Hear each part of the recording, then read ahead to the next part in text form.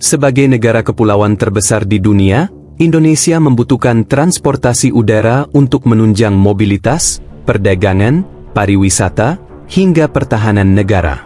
Tapi sayangnya, ada banyak bandara di Indonesia yang dibangun secara megah dan fasilitas mewah, malah sepi pengunjung dan penerbangan. Menurut Menteri Koordinator Bidang Infrastruktur dan Pembangunan Kewilayahan, Agus Harimurti Yudhoyono, bandara yang sepi itu disebabkan karena bandara tersebut dibangun di wilayah dengan konektivitas yang tidak mendukung. Berikut deretan bandara yang sepi dan terbengkalai di Indonesia. Ada yang diresmikan Presiden Jokowi. Pertama, Bandara JB Sudirman.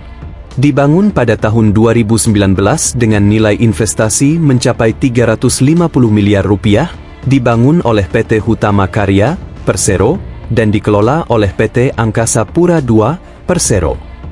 Di awal pembukaannya, bandara ini dibuka untuk penerbangan komersial yang beroperasi pada 3 Juni 2021. Namun sejak akhir 2024, Bandara JB Sudirman mulai ditinggalkan karena sudah tidak melayani penerbangan komersial sama sekali. Kedua, Bandara Wiryadinata. Pertama kali beroperasi menjadi bandara komersial pada awal Juli 2017 yang diresmikan oleh Presiden Joko Widodo. Bandara dengan nilai investasi mencapai lebih dari 30 miliar rupiah itu diharapkan bisa membantu perekonomian sekitar dengan mempermudah akses wisatawan dan mobilitas masyarakat. Namun sejak Februari 2019, bandara ini mulai sepi penumpang karena tidak banyak maskapai yang membuka rute ke bandara ini. Ketiga, Bandara Ngloram.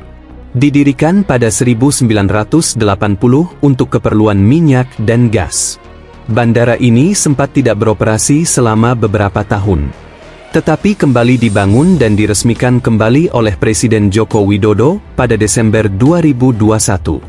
Bandara yang menghabiskan anggaran APBN mencapai 132 miliar rupiah itu, kini sepi pengunjung dan tidak melayani satu pun penerbangan. Keempat, Bandara Kertajati. Pertama kali dibangun pada 2014 dan resmi beroperasi pada 24 Mei 2018. Bandara yang dulu begitu dibangga-banggakan oleh mantan Presiden Joko Widodo ini, memiliki nilai investasi 2,6 triliun rupiah dari APBN dan biaya pembebasan lahan dari APBD Jawa Barat. Namun kenyataannya, kini Bandara Kertajati tampak sepi.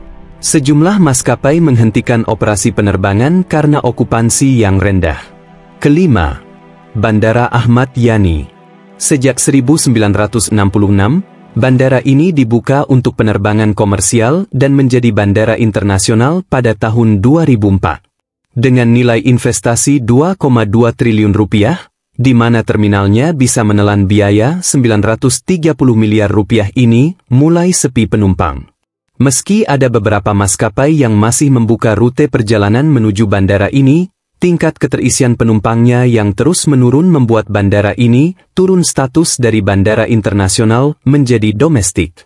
Keenam, Bandar Udara Doho. Pertama kali dibangun pada 2016 dan resmi beroperasi pada 5 April 2024. Bandara dengan nilai investasi mencapai 12 triliun rupiah yang 100% dari swasta.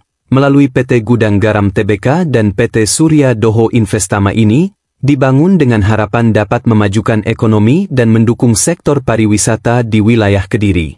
Namun sekarang, bandara megah itu sepi karena minimnya rute penerbangan dan harga tiketnya yang mahal.